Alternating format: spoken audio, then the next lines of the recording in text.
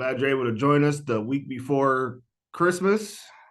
Glad peak season has been went well. It's kind of odd how this year has went in terms of just the volume not being there or being like it usually is.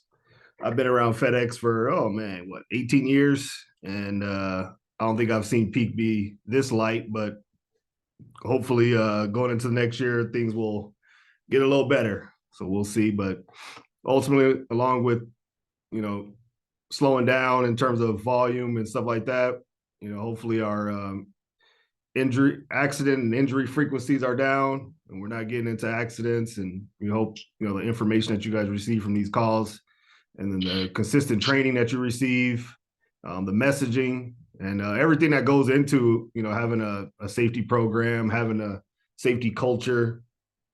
As these meetings kind of just play a part of that, we're happy to be able to play our part in it as well.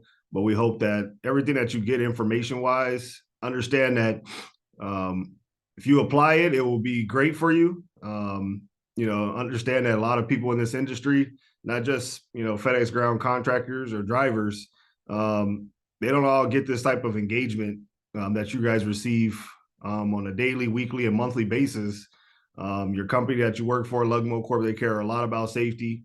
It's important to them, and it's been evident just the great lengths that they go through to try to give you guys much information, knowledge, expertise to be able to apply to when you're driving out there, because it's all important. Sometimes we need good reminders. Sometimes we need to be refreshed on information and reminded that what we do is very important.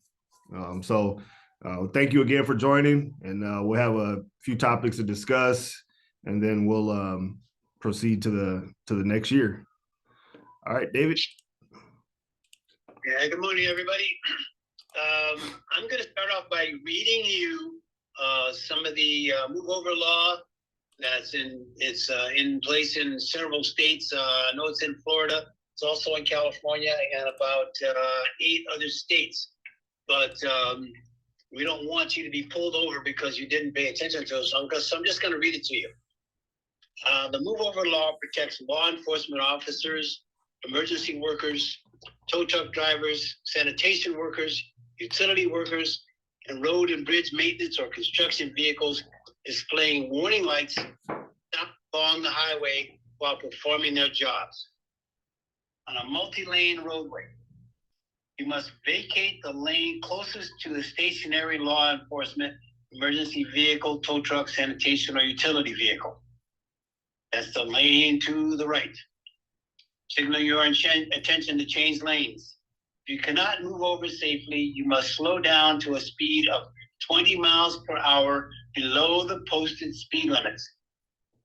Drivers who are not in the lane closest to the stationary vehicle must be prepared to allow those who are about to move over into their lane to move over. You must slow down to the speed of 20 miles per hour below the posted speed limit. If the speed limit is 20 miles per hour or less, you must travel at 5 miles per hour. So basically what they're saying is you got to move over, and if you can't move over, you got to slow down. But you also, if you're in the lane next to that, to the move over lane, you must make room for the people who are going to be moving over. You must make room for them to move over as well. Okay, I don't know how well it's being enforced right now. It's a new thing, and I don't know how many officers are on the road, but it doesn't matter. You just need to be prepared and think about that whenever you see the flashing light of any vehicle on the side of the road. Okay. Okay, next topic is about winter driving, and because of the holidays, there are going to be a lot of crazy people out there anyway. But in addition to that, we want to make sure that you're prepared for winter driving. In your vehicle, you should have the proper clothing so that if you get stranded, you have clothing, you may have some water, you may have canned food or whatever, so that you're stuck. Be prepared for be able to do exercises in the vehicle, keep your circulation going, because at least on my trucks, you can't idle those trucks for a long period of time. You have to be able to idle them and then do that. So you need to be able to to stay warm no matter what. In terms of clothing, keep one window open, keep the wind blowing. Open the window slightly so you get fresh air, but just be prepared. If you have a small shovel, you should have that with you in case you get stuck. Or a lot of people use sand, but I like cat litter. A bag of cat litter on the side of the road. That's even better to make sure you have traction where you're going. Okay. Winter driving starts with before you actually get out of the house, and that is you should be on the website for, and I think I've emphasized this to you guys before, NOAA, National Oceanographic and Atmospheric Administration. They have a website for road conditions specifically. If you go and put NOAA road conditions on your phone or your computer or whatever, it will bring you up a list of, in Google, it'll bring you up a list of places where you can go. I like the one that says United States road conditions. You click on that, there's a panel that comes up, but the most important part is this each state has a road condition thing, but at the very bottom, in the middle, there is a map. And on the map, there is a legend which tells you what the symbols on the map mean.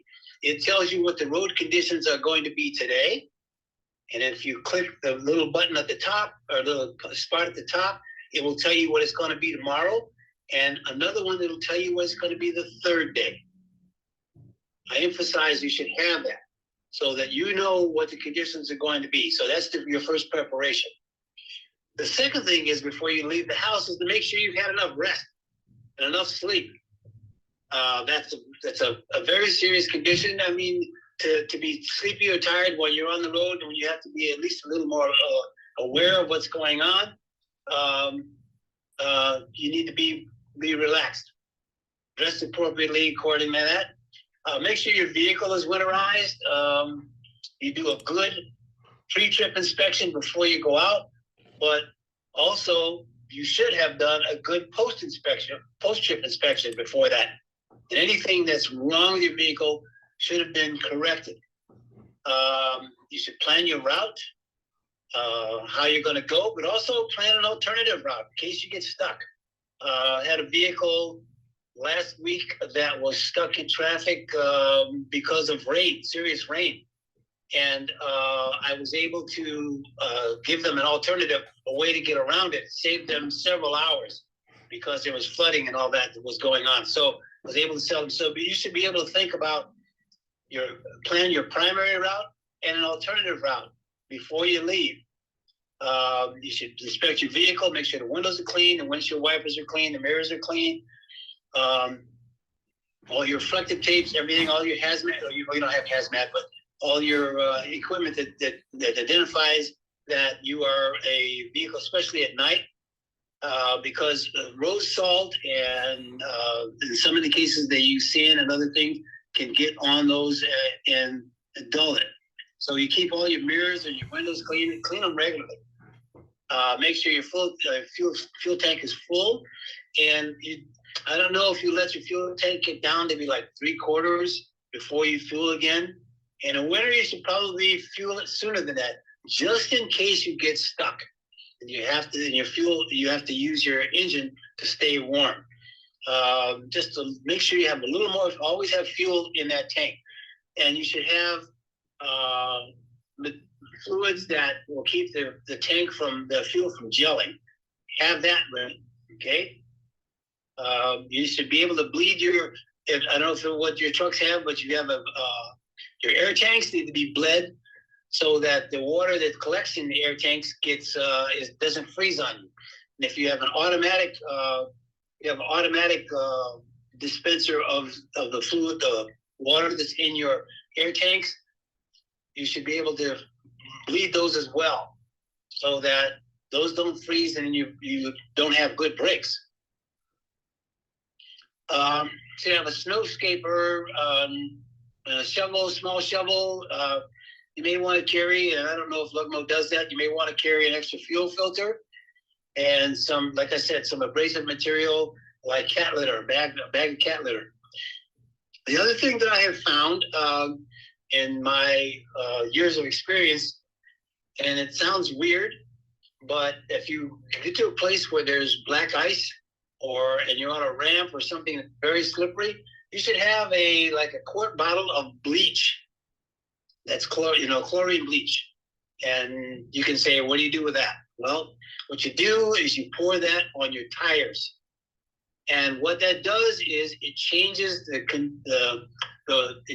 ice into not just water, but it gives you more adhesion. So for your tires, so that your tires will grip the ice better. I've given that advice to several other people, and I've been told that if I wasn't married already, they would marry me because I saved their condition. And you don't want a big bottle of it, but you just want a bottle just enough to get over the black ice on a hill, or if you're stuck on a hill, like traffic is stopped and you're on black ice, then you can put that on your tires and be able to move on. Make sure you carry your cell phones with you, and if you have a spare power for your cell phones, you should carry that with you as well. Okay. If you have, as far as the inspections are concerned, if you're doing a butt with someone, in other words, it's a location where you're going to be switching trailers and then going back to your own terminals, make sure you inspect those trailers before you take them. Don't let someone drive off with your trailers without you having inspected their trailers. Because if you accept those trailers, then you accept the conditions that they're under. And if they haven't done their work or their job to make sure that the equipment is in good shape, then you're going to be stuck with it. If you got a bad tire, then you got to make sure your tires are done. There's a lot of things that are involved in that. So always check the butt trailer that you're going to be, trailers that you're going to be dealing with, and make sure they're in good condition. Otherwise, you're going to be stuck with the inspection. You should drive with more alert. Be careful. Slow down. Increase your following distance to anywhere from 5 to 7 seconds. And how to know that you're behind that far is the back of the vehicle that's in front of you.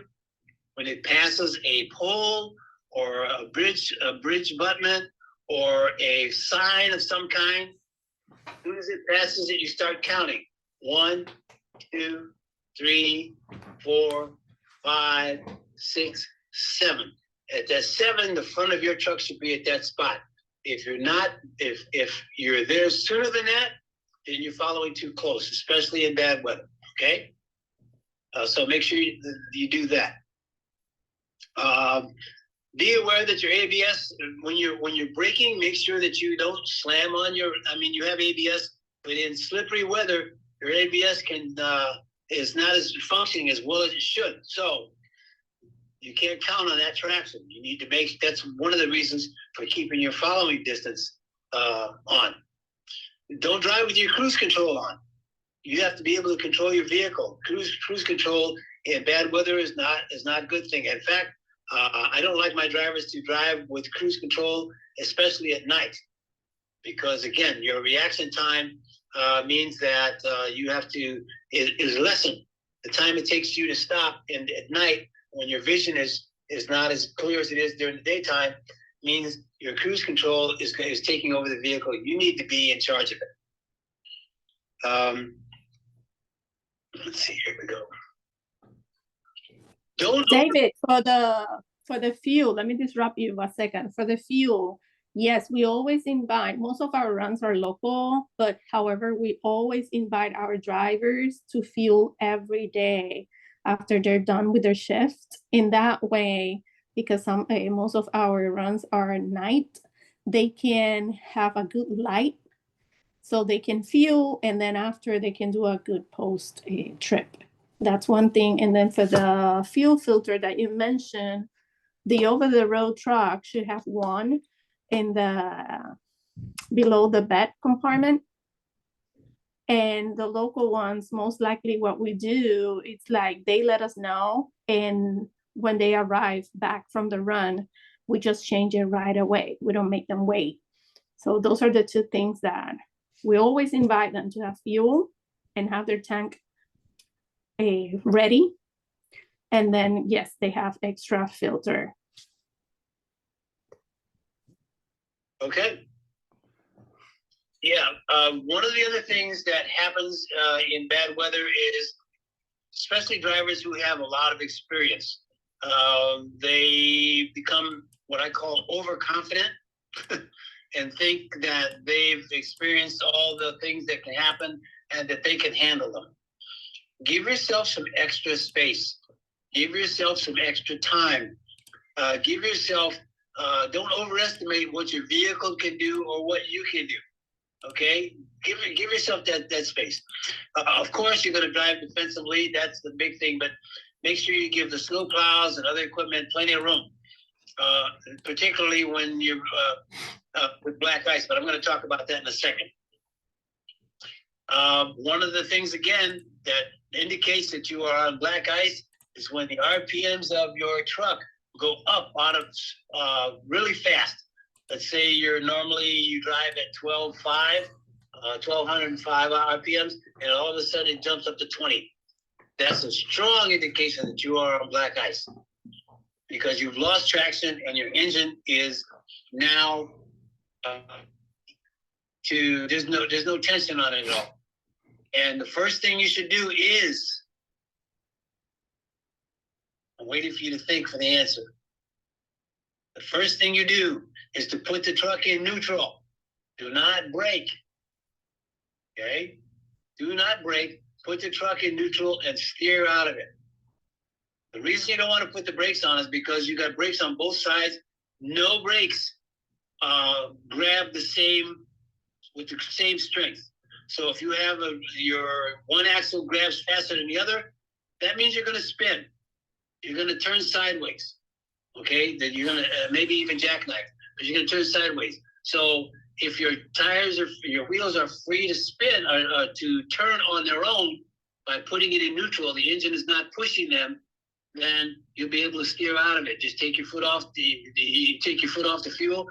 It doesn't matter if it's in neutral anyway, but you will slow down automatically to a point where you can put it back in gear and slowly get out of it. In the wintertime, especially if it's like 30 degrees, 25 to 30 degrees, and it's been raining or it's been humidity in the air and there's possibility of black ice, a couple of things you need to think about, okay? Do not pass on or near a bridge or an overpass. Bridges and overpasses freeze sooner because they're not connected to the ground, and the air underneath them causes the moisture to freeze on it. Be cautious on hills. Don't stop on the hill if you can help it. Traffic may be backed up on the other side, and the road may be slick. And that's why I was talking about before, carrying a little bottle of bleach with you to gain traction on your tires on a slippery hill. Do not attempt to drive around or through a section of roadway where other vehicles are stalled or colliding. Don't make unnecessary changes. If conditions are too dangerous to drive, pull off the road and find a safe place in a safe location. Okay?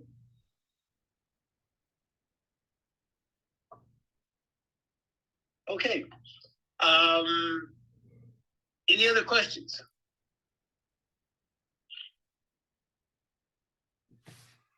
Okay, when you're getting in and out of your vehicle in bad weather, all right, be careful where you step. I don't know if you know what the 3-point of contact is, that 2 feet and 1 hand or 2 hands and 1 foot is always in contact with the vehicle. Okay, when you step down off the truck, be careful where you're stepping, so you can fall. I've seen drivers get out of the truck and get out fine and then slip and fall after they let go of the truck. Okay, so be careful where you run. No, don't run or rush in bad weather conditions after you get out of the truck. Okay. I would not drive in sandals or Crocs or anything like that, especially in the winter. Make sure you have good shoes with good traction, and no open-toed shoes, please. I've seen that too. If you have to open-toe shoes are not good for any part of driving, because let's say you have to put on the brakes really hard. Well, your foot's going to slide right through if it's open-toed. It's going to slide right through you, and you don't want that. So be prepared for bad weather. Take your time. Make sure you are paying attention to what's going on in traffic around you. And again, what the weather conditions are going to be and how they're going to change. Any questions? Okay, one more thing is don't pull a trailer away from the door, especially swing door trailers. If a load fell from the driver, it's the driver's responsibility. Let the switcher pull trailers from the doors. Never park trailers into a spot you need to pull in or drop a trailer in an undesignated area. That's from Lugmo. Okay. All right, I want to bring up. Have a good. I want to bring up something that came up in Rialto, say a week ago, 2 weeks ago. It's a little off the agenda path, but I just wanted to kind of make you guys aware. I tend to be in the loop on a lot of random things that go on at FedEx, just based on the business that I have. So I like to share some stuff sometimes. I know we talked about an accident that occurred right on Resource Drive, right about around FedEx, in a motorcycle. So let me pull this up really quick. Let's see. Switch my screen here.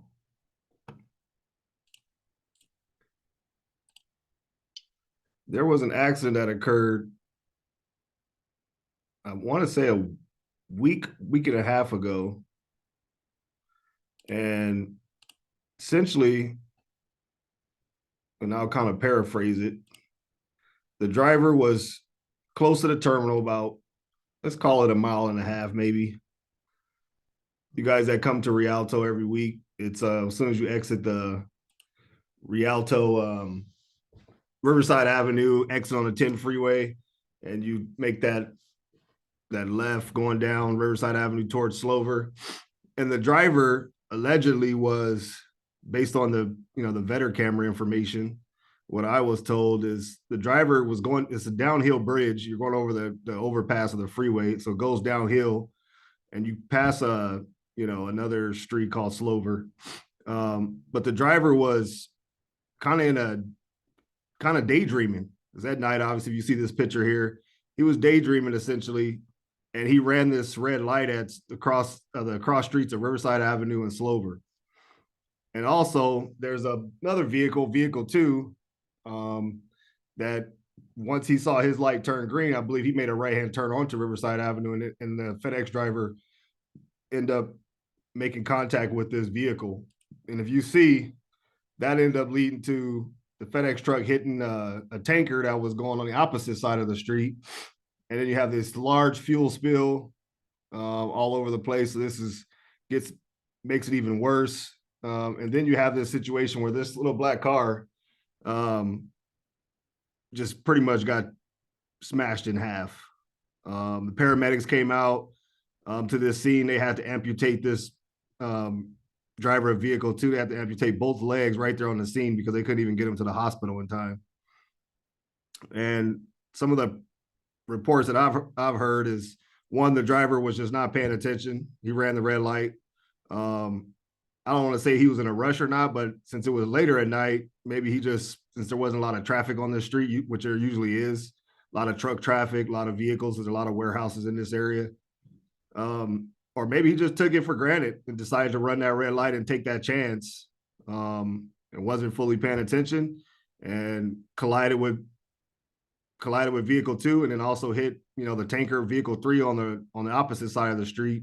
And now you have a situation where you don't know if this person will actually make it. They amputated the person's legs. And the police, the city of Rialto police department, they were pretty furious because they feel that there's a lot of truckers that speed down this street, especially coming down off a bridge, coming down like a downhill type of situation. And they take that chance and run that light when it gets close to changing from yellow to red. they take that chance because they're in a rush. And then you have these types of accidents.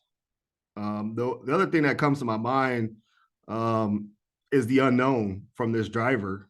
I'm not going to speculate or say for sure, whether was he under the influence or not.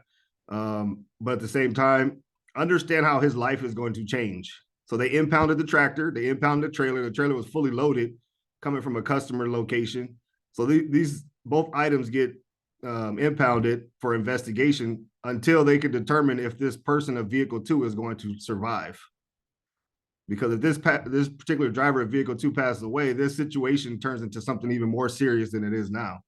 And that's where I always try to like to explain to drivers is that,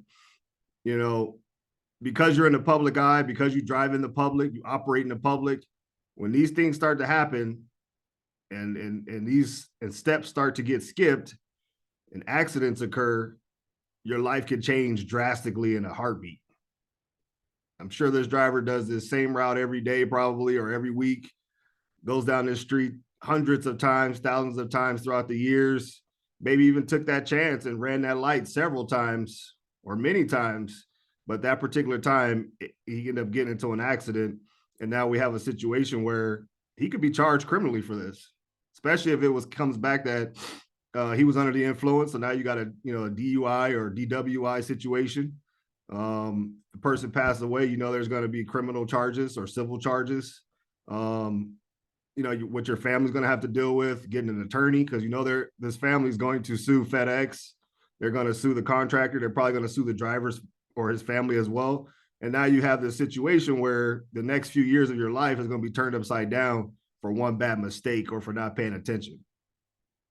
Or you took an unnecessary risk by running the light, following too close, reaching for a cell phone, talking on a cell phone, and not fully paying attention. And these things happen so quickly, just in that split second when your mind is not engaged on what you're doing.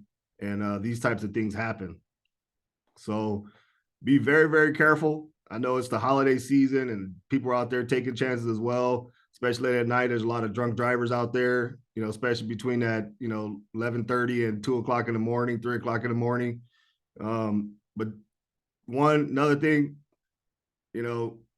make sure that you're not under the influence of anything. I'm not saying this driver was or was not, but you got to report to work. You shouldn't be under the influence of anything and then take that chance and go to work, because they find something in your system, you're going to have problems.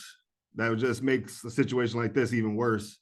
So just really be mindful of how important and how serious the job that you have, because society has changed. It's not, where these families, they just will sue FedEx because they have a lot of money. It doesn't work like that, especially here in California. They will sue everybody involved to try to get as much money as they can.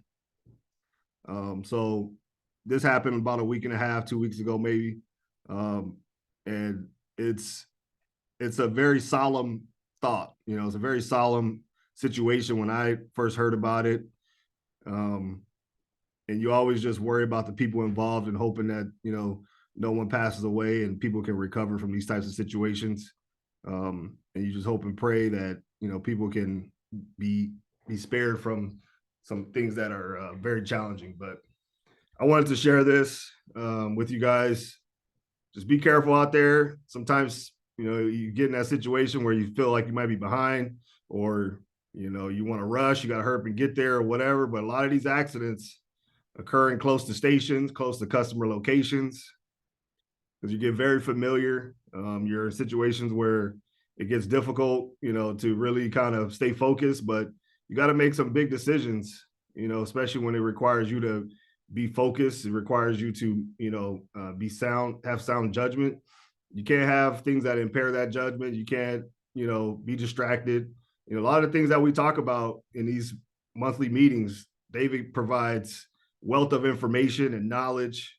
And it's all to help prevent these types of situations from happening. All right. So, Aaron? Yes, sir. I want to add one more thing to that.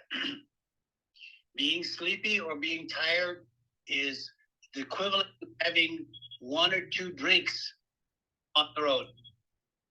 It impairs your operation the same as if you've been drinking alcohol.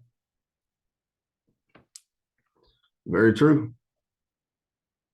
Very true. Especially as it gets towards the end of the week, you've already put in a few days and then you haven't been resting. Towards the end of that week, it gets very complicated. Or you had a long weekend where maybe you went to a couple Christmas parties or whatever, and you realize that you're not as young as you used to be. I'm not saying you shouldn't be going to work, but I'm also saying you also shouldn't risk the public either.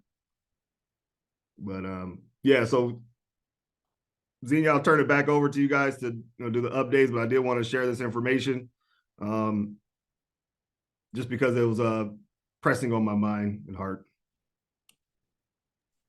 No, thank you. It's always a good reminder, and it's basically why we do these meetings, to keep everybody aware that even though we've been doing this for some of you guys has been doing this for 20, 25 years, you're not exempt. Any decision, like a quick decision, can have consequences, and that's what we want to avoid. So Mike, you have something to say. Mike Plosica, if you have signal, go ahead. Yes, ma'am. All right.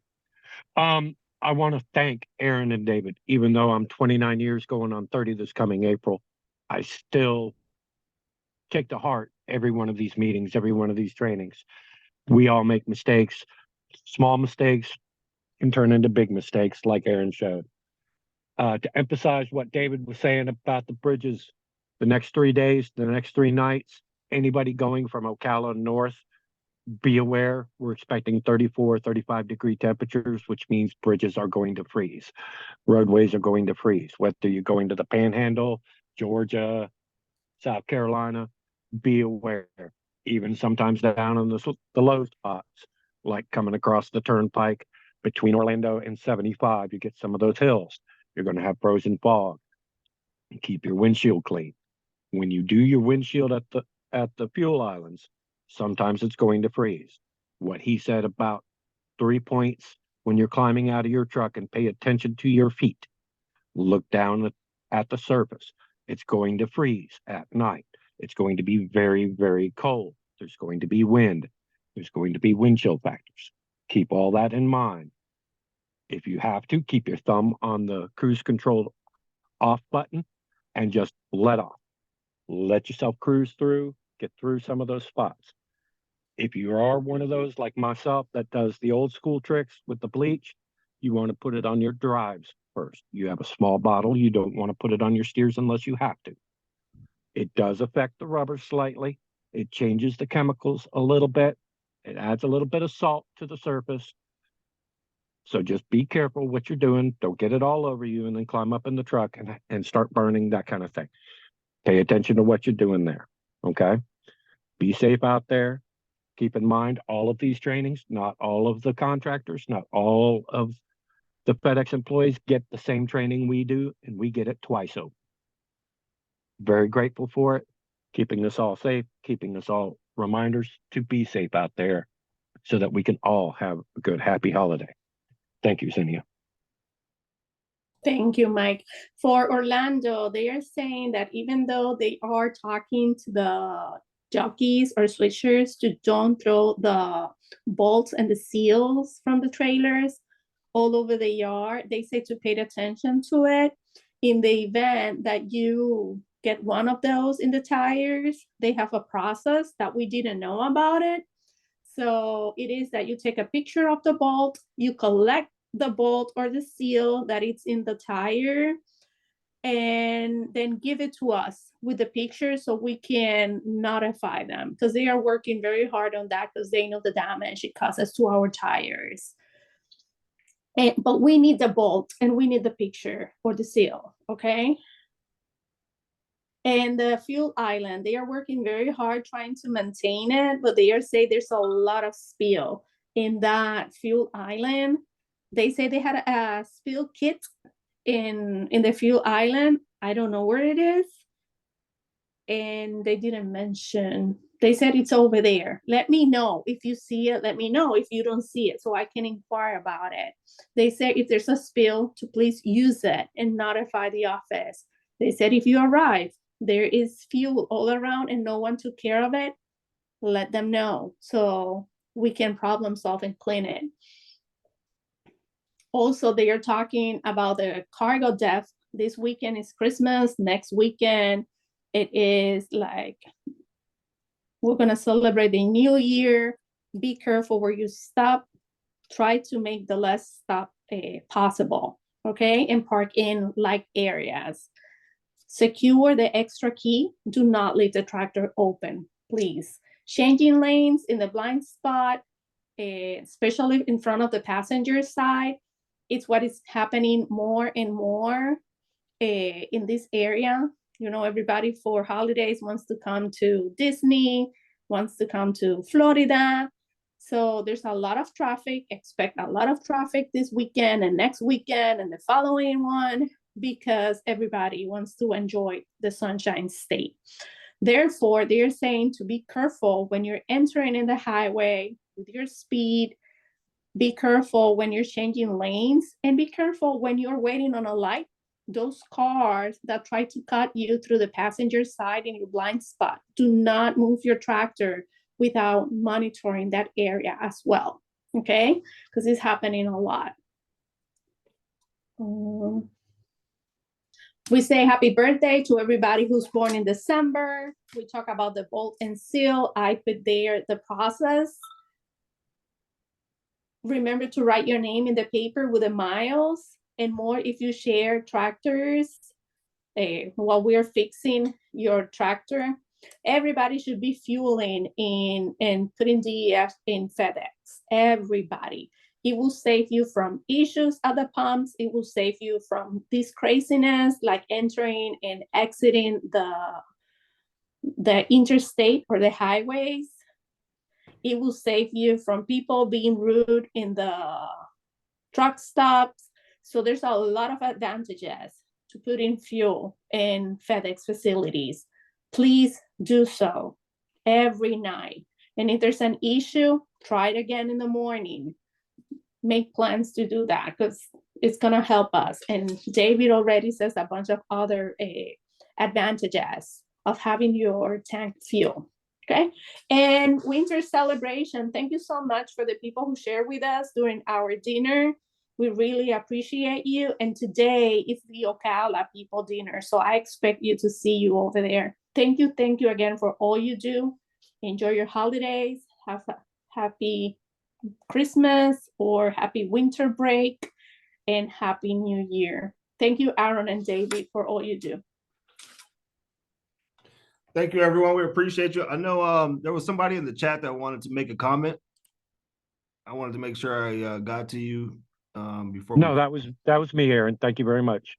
Okay. All right. Thank you. All right, everyone. Have a happy holidays. We'll talk next year. Thank you, guys. Stay safe.